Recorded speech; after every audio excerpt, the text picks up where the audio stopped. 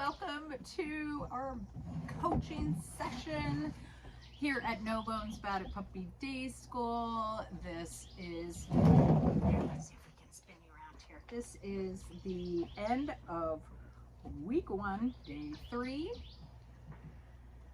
With Willow. So proud of you. You've had such a good week. So we are working on our foundation skills this week of hand targeting and name game. Okay, so again, name game is simply the steps are you say your puppy's name when they are not looking at you, but they're in very close proximity. We want to shoot for very, very high levels of success when we're practicing this. So you are not going to practice this in a place where it's distracting. Living room, quiet bedroom. So again, it is puppy looks away. You get to say their name one time. When they turn their head in your direction, you're going to use your marker word yes. And as soon as they get close enough, you're going to produce the reward. The reward never sits out in front of you. It could be behind your back or just in a neutral position, something where you're not integrating a body language cue. Like, oh, I'm holding cookies. They probably know you have them, but that's fine. It's different than a visual. So for our purposes, what I do is I usually do a little go find it where I put the treat somewhere away from my direction. Go find it. I just put a little piece of kibble and then Willow. Yes. And then we introduce what we're calling a marker word. It marks the exact moment that the puppy does the right thing. So let's just put this up here. Over here. Go find it.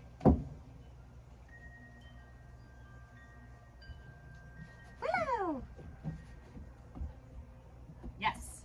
Even if I get the slightest bit of eye contact or eye raising up in my direction, it's easier when I stand up, which I'm going to do in a second. Here. Willow. Yes. It's okay that there's other choices being made right now, meaning I say the dog's name. They're sniffing the ground. They're looking at my hands. I'm just going to be quiet and wait for the puppy to give me that eye contact. If it's an incredibly long period of time between the time I say their name and the time they make a decision to look at me, I may not reward for that. But also don't be too stingy right now. So, so here we go. Go find it. Willow. Yes, good job. I also, and again, for our video purposes, I'm sitting down, I'm close to you.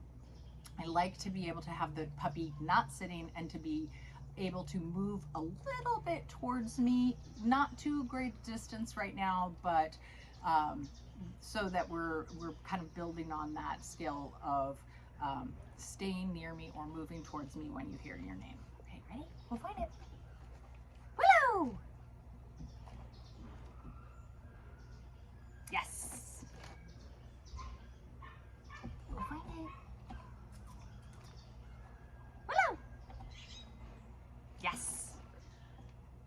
And the other thing I really try hard not to do is wait for a sit. This has nothing to do with sit. Willow.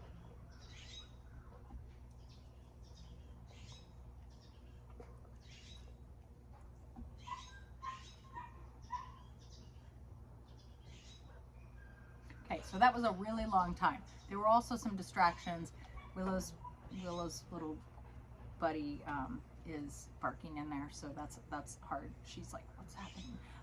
But you saw she kind of came around after I said her name. She just kept licking my hand, doing other things. So I'm not going to reward, even if she had made a good choice. I'm going to stand up right now. It makes it easier for them to see when they're making that right choice. Actually, we'll get to that in a second. I want to do a close-up of our second skill, which is hand targeting. Hand targeting is another attention-getting skill. Come here. It is something that is such a useful exercise to refocus your puppy. So, hi. So all we do in this, the steps are, you're going to put an open palm out at the nose, at the nose level of your puppy, not right in front of them, but maybe off to the side a little bit. And all they need to do is come in and boop your open palm with their nose. As soon as their nose touches my hand, I'm going to say yes, and then I'm going to deliver that treat right in front of my target hand. Okay? So we'll get to more reasons why we use that in a second. Hey, up, up, up, touch. Yes. Touch. Yes. Touch. Yes.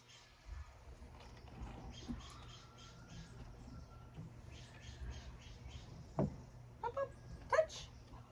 Yes. Touch. Okay, that was bad timing on my part. Touch. Yes. Good job. Touch. Yes. Good job.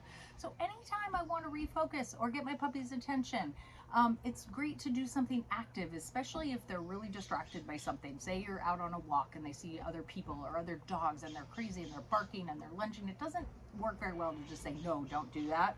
What I like to do is give them a different skill, which is active, meaning they are mentally engaged and physically engaged. So hand targeting is so great for that. So we'll continue to practice that with a little bit more distance. There's nothing over there. There actually is. There's lots of good treats up there. So we will continue those two behaviors all through our training program. I use these I really work on these into the most advanced levels of training. We just start adding more distance and distraction, higher distraction levels. As I always tell people, your most important job right now is to get a puppy that can stop, look, and listen. The other stuff, teaching to sit down, come, all that, that's not quite as difficult as you would think when you have a puppy that's really engaged.